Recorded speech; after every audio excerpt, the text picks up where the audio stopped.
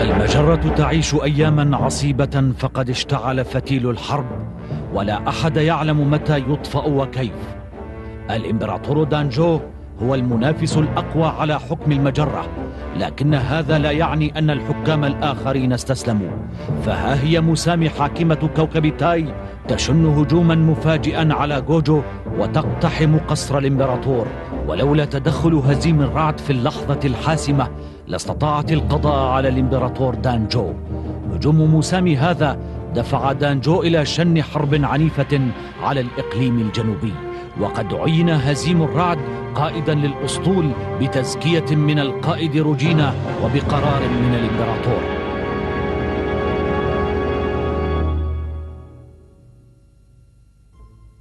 الاستعدادات تتسارع نحو انطلاق أسطول نجم جوجو الذي سيقود الهجوم على القطاع الجنوبي بوجه عام وعلى الكوكب تاي الذي تحكمه مسامي بوجه خاص. ها هو مركز الأسطول.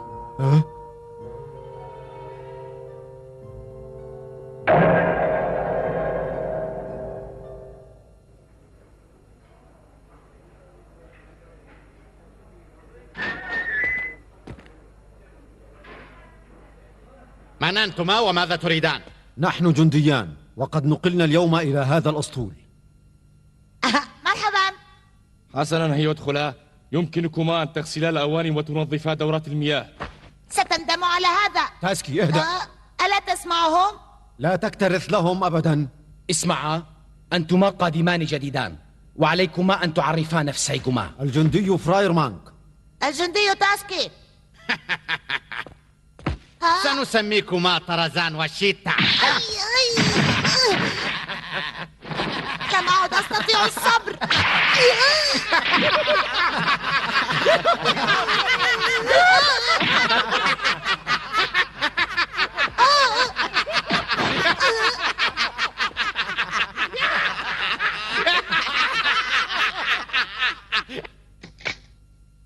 لقد كان استقبالهم لنا فظا جدا. هؤلاء الرجال يقاتلون دائما في المقدمة، لهذا قست أجسامهم وخشنت طباعهم. على كل حال أصبح صديقنا هزيم رئيسهم، أليس رائعا؟ لا أعلم إن كان رائعا أم لا. ها؟ ما الذي تقصده؟ إنني أخشى ألا يعترف هؤلاء الرجال الخشنون بهزيم رئيسا لهم. ها؟ نعم، فمن الصعب عليهم أن يقبلوا أن جنديا صغيرا أصبح قائدا لأسطولهم. مهمة هزيم ستكون صعبة جدا. هاي، اسمعوا آخر الأخبار يا شباب. عينوا رئيسا جديدا لأسطولنا. جيد، فالسيد موفيك نائب رئيس الأسطول السابق جدير بهذا الموقع. ولكن لم يعين السيد موفيك، بل عين رجل آخر يدعى راي ريوجا. لم أسمع هذا الاسم من قبل. يقال إنه قتل شوزين إمبراطور ساكورا واشتبك مع الأربعة الأقوياء أمام الإمبراطور دانجو. السيد موفيك لن يقبل به رئيسا عليه، ولكن تعيينه جاء بقرار من الإمبراطور دانجو.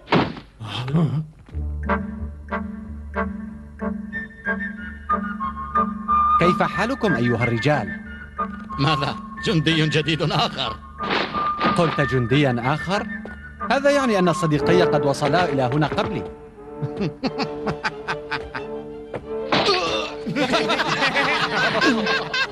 لا يسمح للأطفال الصغار بالدخول إلى هنا. هل أحضرت معك زجاجة الحليب؟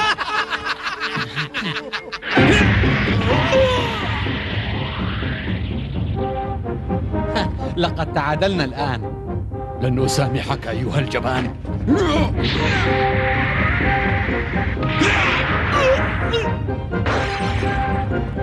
اقترب أيها الدجاجة، سأنسيك حليب أمك. وأنا لن أدعك تنساني.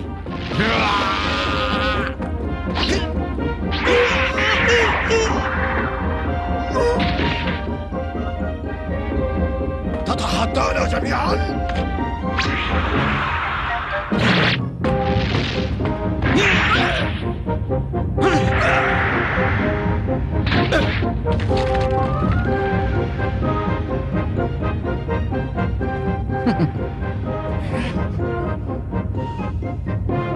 لنؤدبه أيها الرجال. إلي أيها الضعفاء. انظر، هزيم الرعد يتشاجر مع الجنود جميعا. يا لهم من مساكين، سوف يصاب عدد كبير منهم بكسور وجروح.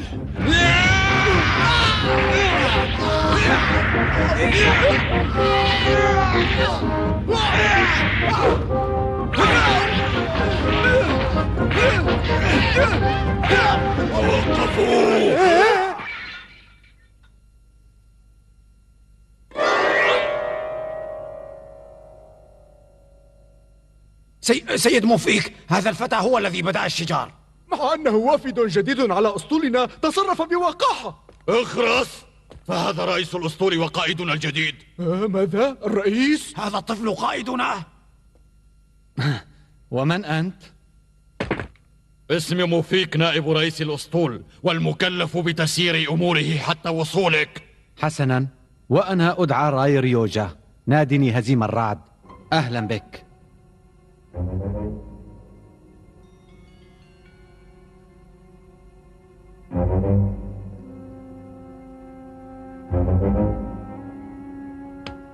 لن نعترف به، إنه ولد صغير. لا يمكن أن نأتمنه على أرواحنا، فهو لا يزال غرا. اصمتوا، القائد روجينا رشحته لهذا المنصب، وهي أدرى منا بمصلحة الأسطول. كان عليها أن تعينك أنت رئيسا لنا. اخرس، لا يحق لك أن تفكر نيابة عن القائد روجينا. ولكن هذا الصبي سيكون أول من يهرب عندما تبدأ المعركة. متى أصبحتم جبناء هكذا؟ مهمتكم القتال، وعليكم ألا تتدخلوا في قرارات القادة. السيد راي ريوجا هو رئيس أسطولنا الآن، علينا أن نثق به وننفذ أوامره. هل تفهمون؟ نعم. هل علم الجميع؟ نعم. سيدي الإمبراطور، أنا لا أفهمك. لما لا تدعنا نقضي على سيموني ونستريح؟ إنها تشبه اللغم المطموع. فورماي، ما بك اليوم؟ أنت رئيس مجلس الأربعة الأقوياء والمقرب مني، ويجب أن تفهمني بسرعة. اعذرني على جهلي وأفدني من حكمتك. سأترك سيموني طعما للمتمردين، فهي ابنة حاكم المجرة، والكثير من المتمردين يحلو لهم الاستعانة بواحدة مثلها لإعطاء تمردهم شرعية قانونية. وما دامت تحت مراقبتنا سنكشف أي تمرد بسهولة. لا يمكن أن تعيش معنا في هذه الغرفة، فهي لم تعد تليق بك. لقد عشنا معا وقاتلنا معا وانتصرنا معا، وسنستمر هكذا. المعركة القادمة مختلفة، فأنت القائد الآن. صحيح، أنا القائد هذه المرة ولست مقاتلا عاديا، وهذا يعني أن مسؤوليتي ستكون كبيرة جدا. صخر، تاسكي، ها؟ هيا تكلم يا صديقي. لنحافظ على صداقتنا. ها؟ الصداقة أهم سلاح لدي. فهمتك.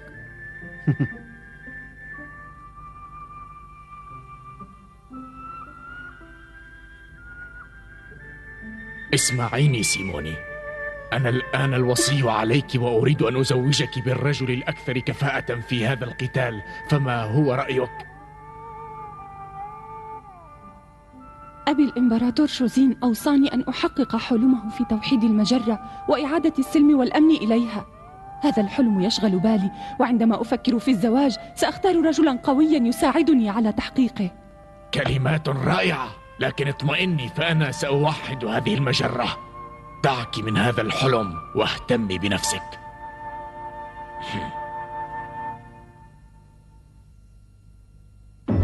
بعد هجوم مسامي على إمبراطورية جوجو ب7 أيام، أنهت الإمبراطورية استعدادها لشن هجوم مضاد على الإقليم الجنوبي كله وعلى كوكب تاي تحديدا.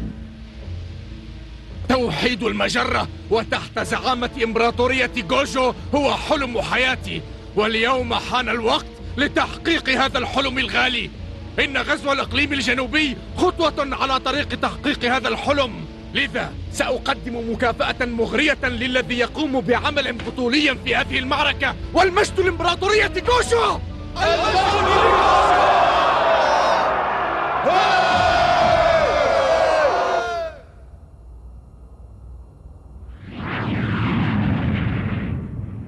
السفينة التي على اليمين هي ياماشيرو، وخلفها السفينة فوسو. تبدو سفنا قوية ومجهزة بأحدث الأسلحة. وهذه هي سفينة قيادة الأسطول، وتدعى هامبري. إنها سفينتك. رائعة. لم أرى من قبل سفينة بهذه الضخامة. يبدو أنها أعجبتك. نعم، أعجبتني، وسأدعوها الصاعقة.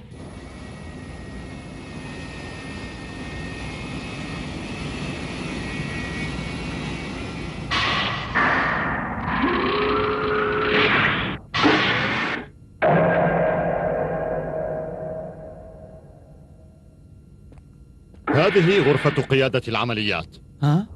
سأعرفك الأعضاء في هامبري. عفوا، الصاعقة. القبطان أوكين. تحت أمرك.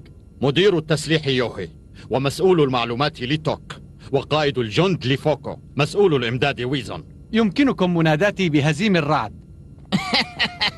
هل نسيتني يا سيد مفيك؟ خبير صناعة السفن سومين. أنا مصمم سفينة هامبري أيضا، وأعرف كل تقنياتها وكل مسمار فيها. أصبحت تدعى الصاعقة. سمعت أن هذه هي المرة الأولى التي تقود فيها أسطولا. نعم، كنت جنديا عاديا، ولم أتخيل أنني سأصبح قائدا. لكن لا تقلق، سأتدبر أمري بمساعدة هؤلاء الرجال الشجعان. سيدي، حان موعد الاجتماع في قيادة الفيلق. القائد روجينا تنتظرك. حسنا حسنا، لن أتأخر عليها، فهي سريعة الغضب. أشعر أيها الرجال أن نهاية سفينة العزيزة هامبري قد اقتربت. ما هذه التصرفات الطائشة؟ هل تظنين أن ذلك الصبي قادر على قيادة أسطول؟ لماذا تريد أن تقف في طريق الفتى؟ أنا لا أقف في طريقه، ولكنني لا أثق به. هذا رأيك، أما أنا فأثق به. إنه فتى شجاع وجريء، ولكن هذا وحده لا يكفي للنجاح في قيادة أسطول كبير في معركة خطيرة كهذه. إنه في حاجة إلى الخبرة. الفتى ذكي وسريع التعلم أيضا، وهذه الفرصة ستجعله يكتسب خبرة من المحيطين به ويتطور بسرعة ليصبح قائدا ماهرا. ساحة المعركة ليست مدرسة للتعلم. فكري ماذا سيحدث إذا خسر المعركة. شكرا على اهتمامك أيها المقنع. لا، انتظري روجينا.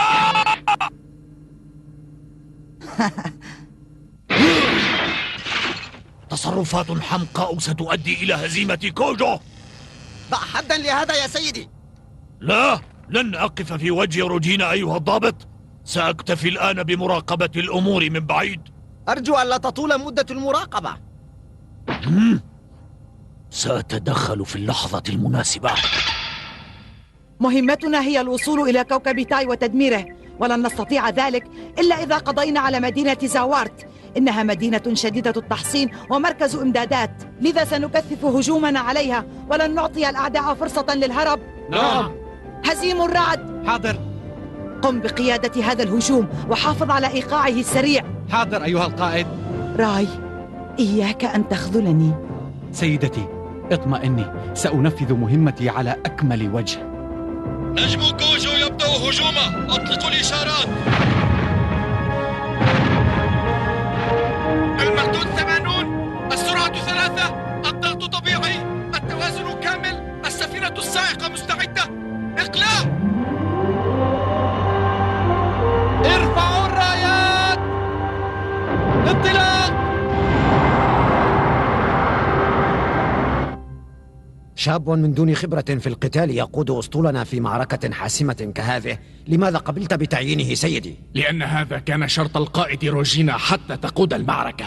أعرف أنه شاب شجاع، لكن أخشى ألا ينجح في مهمته. إذا نجح فهذا جيد، وإذا مات فلا أبالي. صحيح، فهو جندي عادي وموته لا يؤثر فينا. كنت منذ صغري أحلم في أن أصبح حاكم المجرة، وسأنجح. التضحيات لا تهمني. سيموني، من الذي سمح لك بمرافقتنا في السفينة؟ الإمبراطور دانجو سمح لي بهذا. لقد فهمت. أبي يريدك أن تري زوج المستقبل، فقد سمعت أنه سيزوجك بالرجل الأكثر كفاءة في هذه الحرب. أنا لا أفكر في الزواج الآن، فلدي أشياء أكثر أهمية. الانتقام لوالدك مستحيل، لا يمكنك قتل هزيم. يمكنني وسترين. هزيم مقاتل قوي جدا، حتى الأربعة الأقوياء أعجب به، وأنت فتاة ضعيفة. ومع هذا سأقتله. يكفي، أنت تقولين هذا الكلام حتى تعانديني فقط. هزيم سيصبح قائدا مشهورا، ولن تتجرأي حتى على الاقتراب منه، لأنه سيكون محاطا بالحراس. لا يهمني الحراس، فأنا مصممة على الانتقام. هذا يكفي. اسمعي، انسي الأمر. هزيم مجرم قاسي القلب، يجب أن يعاقب. أنت تظلمينه كثيرا. أظلمه؟ أبدا. هاتان الفتاتان تزعجاني كثيرا. فرماي، اطلب سفينة وأعدهما إلى القلعة. حاضر. استعدت أساطيل المنطقة الجنوبية المؤلفة من كواكب تاي، مينغ، رين، تشاو، مانغ للتصدي لهجوم جوجو الكبير، وقد أقامت بينها تحالفا سريعا تحت زعامة مسامي حاكمة تاي. هيرو، هل تعتقدين أنهم سيهاجمون مدينة زاور؟ نعم، سيرسل دانجو أقوى فرقة لمهاجمة المدينة. ليفعل ذلك فهذا ما نريده نحن أيضا. أتمنى أن أرى وجه دانجو عندما يعلم بنبأ تدمير جيشه على يدنا. لماذا تضحكين؟ لا شيء مهم. تذكرت ذلك الفتى الذي تصدى لي عندما هاجمت قصر دانجو. إنه شجاع وقوي. لماذا تذكرته الآن؟ وعدته أن أقاتله ثانية، وعندما أهزمه سيكتمل نصري.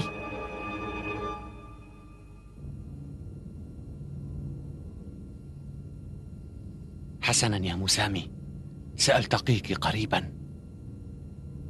كيف يضعون جيشهم حول المدينة؟ سفن الحراسة فقط تحمي المدينة، أما القوة الرئيسية فهي في الخلف. إذا دعونا نستولي على مدينة زاورت أولا، ثم نحاصر القوة الرئيسية ونهاجمها من جميع الجهات. أرجو أن تسير الأمور على ما يرام، لكن لنكن حذرين، فمسامي لا تستسلم بسهولة. سمعت أنك قتلتها عندما شنت هجوما مفاجئا على القصر. نعم، إنها شديدة الثقة بنفسها وشجاعة.